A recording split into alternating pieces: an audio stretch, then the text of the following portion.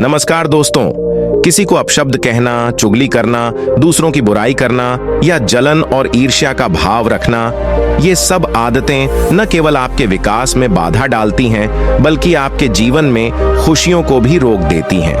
क्या कभी आपने सोचा है कि हमारे भाग्य में जो लिखा होता है उसे बदला जा सकता है? आज की इस प्रेरणादायक कहानी में हम जानेंगे कि जन्म से पहले जो हमारे जीवन में लिखा जा चुका होता है, क्या वह बदला जा सकता है? यदि आप यह सब जानने के इच्छुक हैं, तो इस अद्भुत कहानी को अंत तक जरूर सुनें। नमस्कार दोस्तों, आप सभी का दिल से स्वागत है इस शिक्षाप्रद और ज्ञानवर्धक कहानी में। मेरा आपसे निवेदन है कि इस कहानी का पूरा आनंद उठाएं और इसे अंत तक हमारे साथ जरूर देखें। तो चलिए शुरू करते हैं। बहुत समय पहले की बात है। एक गांव में एक गरीब किसान लक्ष्मण अपनी पत्नी के साथ रहता था। उनका जीवन संघर्षों से भरा था, लेकिन एक दिन उनके घर में खुशियों की लहर दौड़ गई। उनके यहाँ एक प्यारे बेटे का जन्म हुआ। इस नन्ही खुशी ने उनके जीवन में नई उमंग भर दी। किसान और उसकी पत्नी इस अनमोल उपहार को पाकर बेहद खुश थे, मानो उनकी जिंदगी में एक नई रोशनी आ गई हो। गांव में हर ओर से लोग किसान को बधाई देने के लिए आ रहे थे। एक सुबह का समय था जब किसान के घर के बाहर एक संत ने भिक्षा के लिए आवाज लगाई। किसान के घर में आज खुशी का माहौल था, इसीलिए उसने संत को आदर पूर्वक अंदर बुला लिया और बैठने के लिए कहा। संत के बैठ जाने पर किसान ने निवेदन किया, महाराज, हमारे घर में लंबे समय बाद संतान का आगमन हुआ है।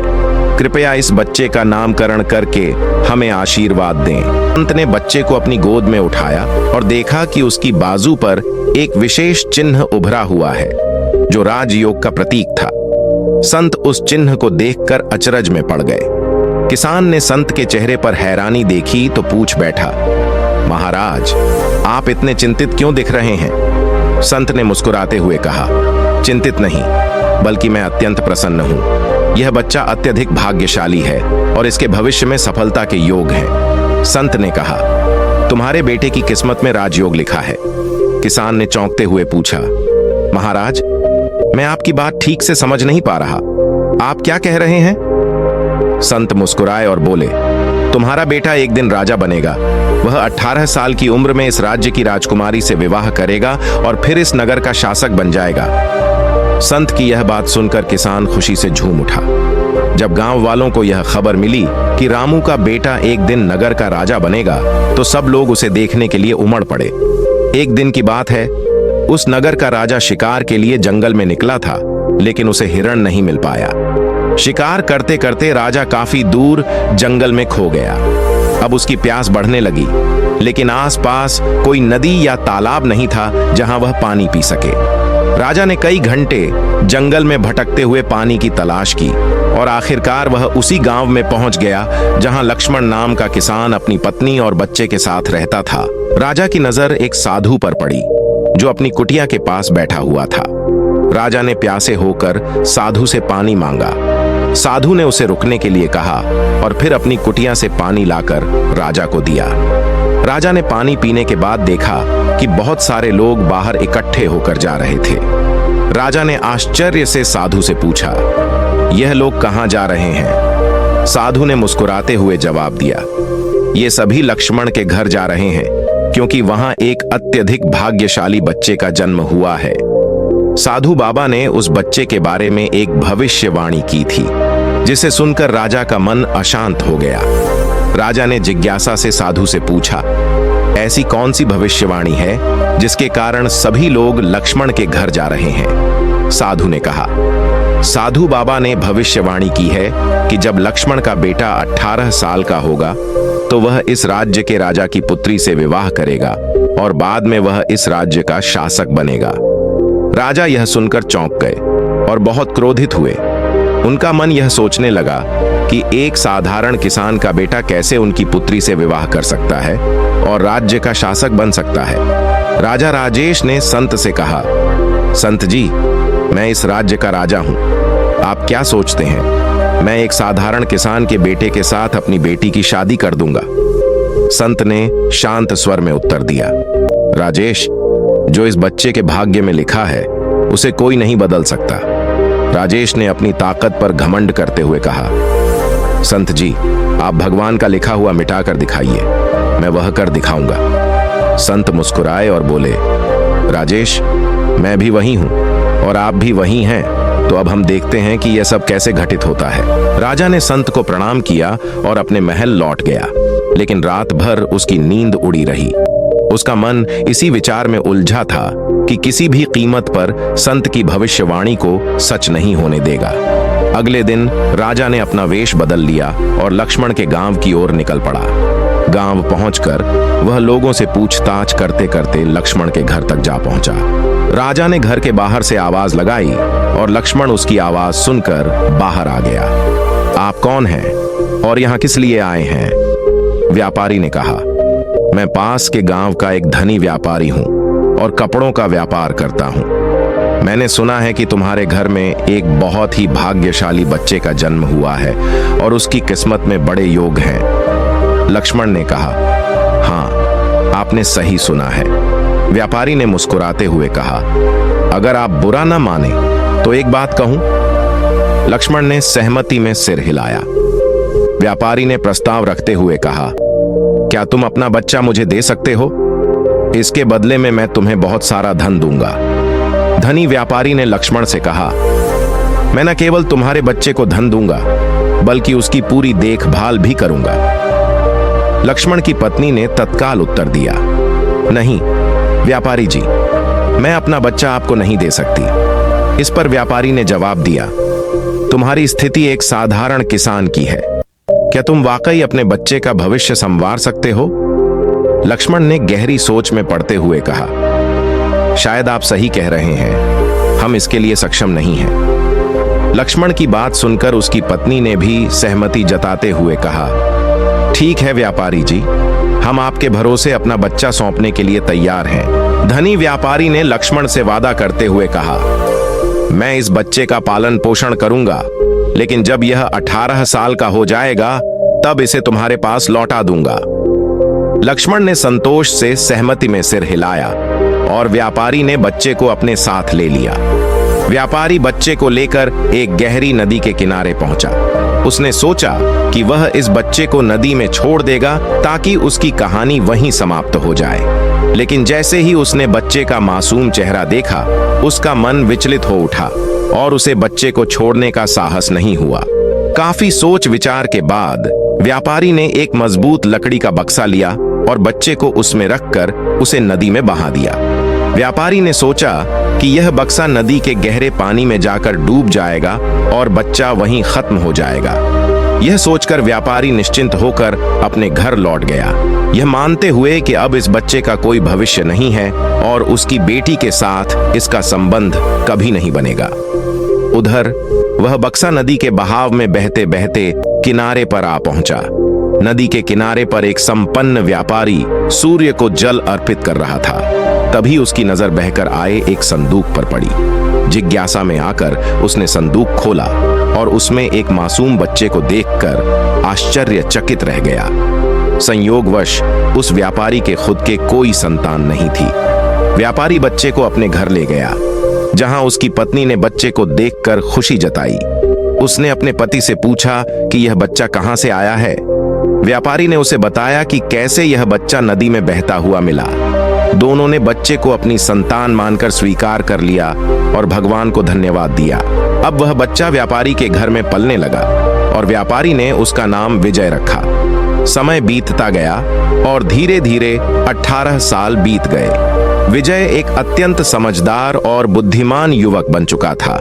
एक दिन जब विजय अपने शिक्षक से शिक्षा प्राप्त कर रहा था, शिक्षक ने उससे कुछ कठिन प्रश्न पूछे। विजय ने तुरंत ही उनका सही उत्तर दे दिया।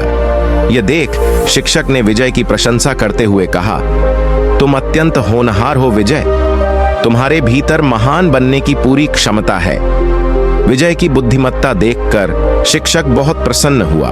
उसी समय वहां से वही राजा गुजर रहा था जो किसी दूसरे राज्य के कार्य से जा रहा था। राजा ने विजय को देखा और उसकी बुद्धिमत्ता से प्रभावित होकर वहीं रुक गया। उसने विजय से पूछा, बेटा तुम कौन हो, कहाँ रहते हो और तुम्हारे पिता का नाम क्या है? विजय ने विनम्रता से कहा, महाराज, मैं सेठ धनराज का पुत्र हूं। यह सुनकर राजा वहां से चला गया। अपने कार्यों को निपटाने के बाद राजा जब वापस आया तो वह सीधे सेठ धनराज के घर पहुंचा और उनसे मिलने के लिए कहा। व्यापारी धनराज ने राजा से विनम्रता से कहा, महाराज, मेरा बेटा बेहद समझदार और बुद्धिमान है, लेकिन सच कहूं तो वह मेरा अपना खून नहीं है। मैंने उसे केवल पाला है, लेकिन वह मेरे लिए बेटे से भी बढ़कर है। राजा ने आश्चर्य से पूछा, तो यह लड़का आपका असली पुत्र नहीं है? फिर यह आपको कहां से मिला? इस पर धनराज ने पूरी कहानी सुनाई कि कैसे उसे एक दिन नदी में बहते संदूक में यह बच्चा मिला था और कैसे उन्होंने उसे अपने पुत्र की तरह पाला है। जब राजा ने व्यापारी धनराज की बात सुनी तो वह चौंक उठा। राजा समझ गया था कि यह वही बच्चा है जिसे उसने 18 साल पहले नदी में बहा दिया था। राजा और धनराज अब भी बातचीत कर ही रहे थे कि उसी समय वह लड़का वहां आ गया। राजा ने उसे देखा और धनराज से कहा, व्यापारी जी, मुझे एक आवश्यक कार्य से जाना है। यदि आप अपने बेटे के हाथों मेरी यह चिट्ठी महारानी तक भिजवा देंगे तो मैं उसे सोने की 50 मोहरें इनाम में दूंगा।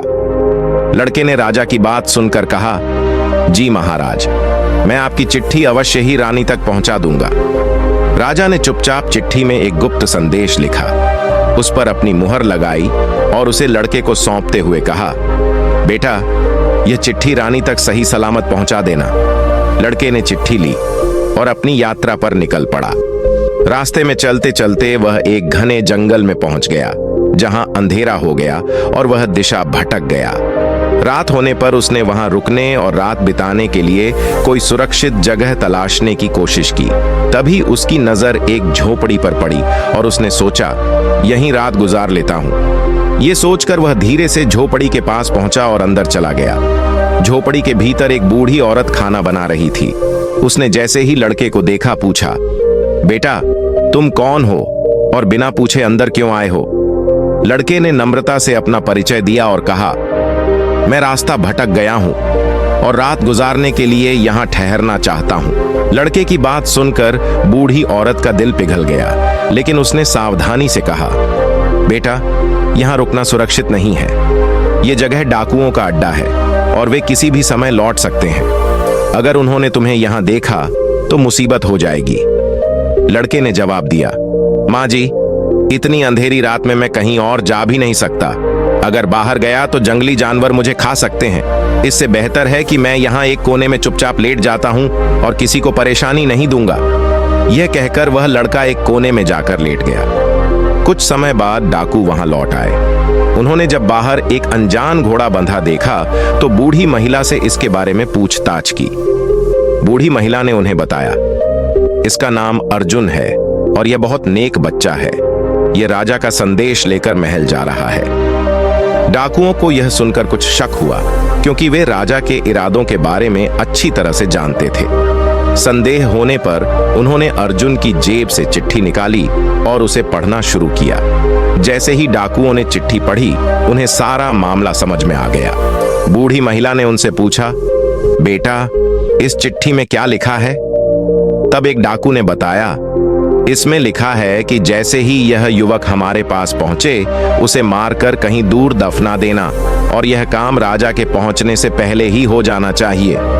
बूढ़ी महिला यह सुनकर हैरान रह गई और बोली, यह राजा कितना निर्दयी है, जिसने खुद ही इस लड़के को संदेशवाहक बनाकर भेजा है और अब उसी को मरवाने का आदेश दे रहा है। बूढ़ी महिला ने सोचा, मुझे इस मासूम को बचाना चाहिए। उसने डाकुओं से बात की और फिर उन्होंने एक नई चिट्ठी लिखकर उसे पुरानी चिट्ठी से बदल दिया और चुपचाप विजय की जेब में रख दी। इसके बाद डाकू वहां से चले गए। सुबह होते ही विजय जागा और बूढ़ी महिला को धन्यवाद देकर अपनी यात्रा पर आगे बढ़ गया। कुछ समय बाद वह राजमहल पहुंचा और उसने चिट्ठी महारानी को सौंप दी। महारानी ने चिट्ठी पढ़ी तो उसमें लिखा था कि यह युवक अत्यंत बुद्धिमान और योग्य है और यह राजकुमारी के साथ विवाह करने के लायक है। इसलिए मेरे आने से पहले ही इसका विवाह राजकुमारी के साथ कर दिया जाए। महारानी यह पढ़कर हैरान रह गई और सोचने लगी कि आखिर महाराज किसी अज्ञात युवक के साथ राजकुमारी का विवाह कैसे तय कर सकते हैं। लेकिन जब उन्होंने देखा कि चिट्ठी पर राजा की मुहर लगी हुई है तो उन्हें विश्वास करना पड़ा कि यह युवक झूठ नहीं बोल रहा। महारानी ने राजा के आदेश का पालन करते हुए राजकुमारी का विवाह उस युवक से कर दिया। कुछ दिनों बाद जब राजा लौटा और उसे यह बात पता चली तो वह क्रोध से आग बबूला हो गया। उसने महारानी से कड़क आवाज में पूछा, तुमने ऐसा क्यों किया? महारानी ने शांत स्वर में उत्तर दिया, महाराज, जैसा आपने चिट्ठी में आदेश दिया था मैंने वैसा ही किया। राजा ने तुरंत महारानी से कहा, मुझे वह चिट्ठी दिखाओ। जब महारानी ने चिट्ठी राजा को दिखाई तो राजा ने उसमें लिखा हुआ कुछ और ही पाया। यह देखकर राजा का गुस्सा बढ़ गया और उसने अपने सैनिकों को आदेश दिया, जाओ उस युवक को पकड़कर मेरे सामने लाओ। सैनिक तुरंत गए और विजय को पकड़कर दरबार में ले आए। क्रोध से भरे राजा ने विजय से कहा, तुमने छल से मेरी पुत्री से विवाह कर लिया, परंतु मैं तुम्हें अपना दामाद स्वीकार नहीं करूंगा। विजय ने विनम्रता से उत्तर दिया, महाराज, मैंने कोई छल नहीं किया, मैं निर्दोष हूं और आपकी आज्ञा का पालन ही किया है। राजा ने विजय की बात सुनकर कहा, तुम मुझे मूर्ख बनाने की कोशिश कर रहे हो, लेकिन मैं तुम्हें अपना दामाद स्वीकार नहीं करूंगा। तभी एक सैनिक ने आकर राजा को सूचित किया, महाराज, बाहर एक संत आए हैं और वे आपसे तुरंत मिलना चाहते हैं। राजा ने संत को अंदर बुलाने का आदेश दिया। संत के प्रवेश करते ही राजा ने उठकर उन्हें प्रणाम किया और विनम्रता से उनके आगमन का उद्देश्य पूछा। संत ने कहा, राजन, ऐसा लगता है कि तुमने मुझे पहचाना नहीं। राजा ने विनम्रता से कहा, नहीं महाराज, मैंने आपको नहीं पहचाना। संत ने मुस्कुराते हुए कहा, राजन, मैं वही व्यक्ति हूं जिसके साथ तुमने 18 साल पहले भाग्य को चुनौती देने की बात की थी। संत की यह बात सुनते ही राजा चौंक गया और उसे सब कुछ याद आ गया। संत ने फिर मुस्कुराते हुए कहा, तो बताओ राजन, क्या तुमने भाग्य का लिखा मिटा दिया?